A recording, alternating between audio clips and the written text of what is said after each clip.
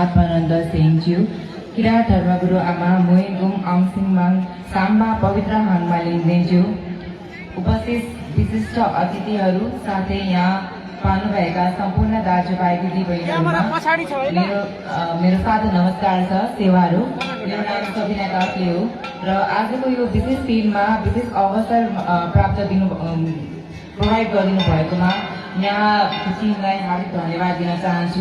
यो शुभ दिनमा यहाँ आउने अवसर प्राप्त भयो।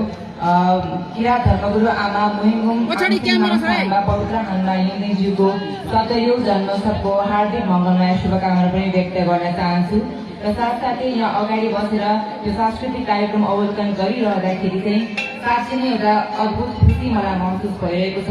साँच्चै नै हामी नेपाली हाम्रो शक्ति हो र हाम्रो विविधता कुनै फरकपन होइन र हामी सबैलाई बाँध्ने एउटा रङ्गी धागो हो भनेर मैले आज बुझेको। हजुरहरूलाई यो शुभ अवसर शुभ दिनको लागि धेरै धेरै शुभकामना व्यक्त गर्दै म बिदा हुन चाहन्छु।